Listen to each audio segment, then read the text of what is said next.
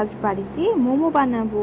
এই যে প্রায় পুরটা কমপ্লিট হয়ে গেছে, এবার এটাকে নামিয়ে নিতে হবে।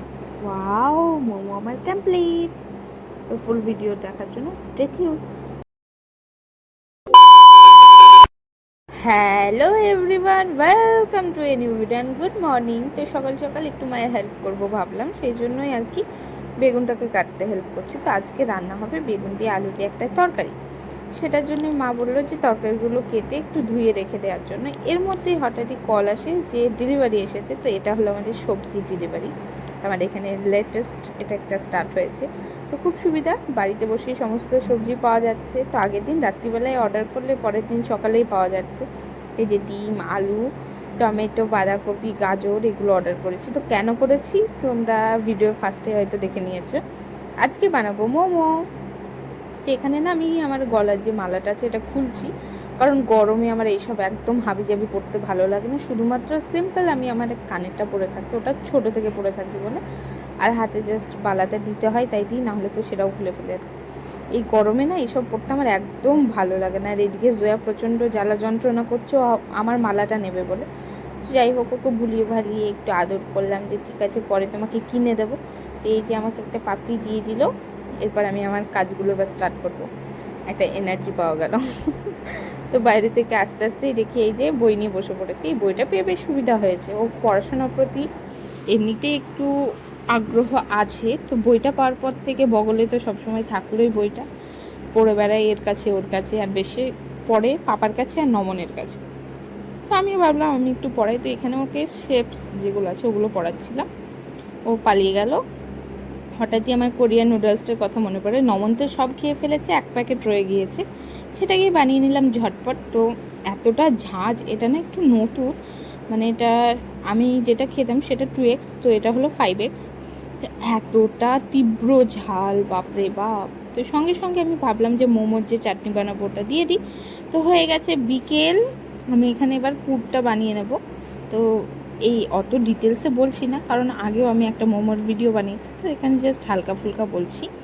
তো এখানে পেঁয়াজ কুচি আছে, সেটাকে হালকা সতে করে নেব। তারপর ওর উপরে যে ঝরানো ফুলকপি হচ্ছে, বাঁধাকপি আছে, বাঁধাকপিটা দিয়ে দেবো। আজকে যেহেতু ক্যাপসিকাম নেই সেই জন্য আমি ক্যাপসিকাম ইউজ করছি না, ইউজ করছি গাজর আর বাঁধাকপি। তো এই যে পুরটা কমপ্লিট হয়ে গেছে, জাস্ট একটু লবণ আর গোলমরিচের গুঁড়ো দিয়েছি। আজকে না স্টিমারটা বার করতে পারলাম না, সেই জন্য একটা বড় পাত্রে এভাবে জল দিয়েছি, ওর উপরে একটা থালা ফুটো আছে, ওটা দিয়েই পুরোটাকে খুব সুন্দরভাবে স্টিম করা যাবে। এখানে মোমোর আমি ময়দা মাখিয়ে নিয়েছিলাম, তো সেটাকে এইভাবে সুন্দর করে ছোট ছোট লেচি কেটে বেলে ওর ভেতরে পুর দিয়ে নিজের পছন্দ মতো যে কোনো শেপ অ্যান্ড সাইজের বানানো যেতেই পারে।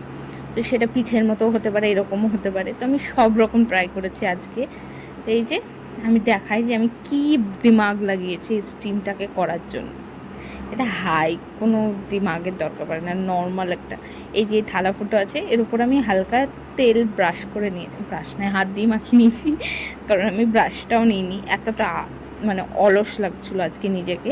তো এই যে সুন্দরভাবে থালাতে আমি মোমোগুলো সাজিয়ে দেবো, কি সুন্দর হয়েছে। তো এখানে একটা কথা বলি, আমার ভাই আছে, ও মোমো টোমো খেতে খুব ভালোবাসে। তো বলছে তুই বানাচ্ছিস বানা, দোকানের মতো তার টেস্ট হবে না, যা বানাবি ওটাই খেতে হবে। তো ওর কথা শুনে আমি রেগেও গেছিলাম যে খেয়ে দেখিস। তো এবার না আমি ঢাকনাটা দিয়ে একটু ঢেকে রাখছি, কারণ জল এখনও ফোটেনি। এদিকে আরও যেসব মোমোগুলো আছে সেগুলোকে আমি ঝটপট বানিয়ে নিচ্ছি। তো এবার একটা স্টিম করতে দিলাম। এইবার হলো টার্নিং পয়েন্ট নমনের, যে থিঙ্কিং ছিল যে আমি একদমই ভালো বানাতে পারবো না, একদম কেমন না কেমন বানাবো। তো খাওয়ার পর তো একদমই অবাক হয়ে গেছে, বলছে যে একদম দোকানের মতো টেস্ট হয়েছে, চাটনিটা অসাধারণ হয়েছে। তো সঙ্গে না আমি শেজওয়ান চাটনি সার্ভ করেছিলাম। তো তোমাদের টেস্ট অনুযায়ী যে কোনো চাটনি সস এগুলো দিয়ে খাওয়াই যায়, কারণ টেস্টটা ডিপেন্ড করে সম্পূর্ণ নিজের ওপর, নিজে যেটা খেতে ভালোবাসবো সেটা খেতেই বেশি ভালো লাগবে। তো খুব গরম ছিল বলে আমি এই যে খুন্তিতে করে তুলে নিচ্ছি। তো খুব সুন্দর, এত সুন্দর স্টিম হয়েছে, আমি তো একটু ডাউটেই ছিলাম যে হয়তো স্টিমটা খুব ভালো হবে না। তো অসাধারণভাবে হয়েছে।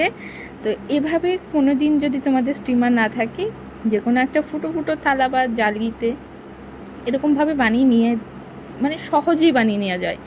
তো তোমরা বাড়িতে একবার ট্রাই করো। আর আমার যারা যারা মোমো বানানোর ফুল ভিডিও দেখতে চাও তো আমার ভিডিওটা দেখো, কারণ আমি এর আগেও পোস্ট করেছিলাম একটা মোমো, পুরোটা ডেডিকেটেড ছিল মোমো বানানোর ওপর। তো সেই ভিডিওটা দেখো, তাহলে পুরো প্রসেসটা খুব ভালোভাবে বুঝতে পারবে।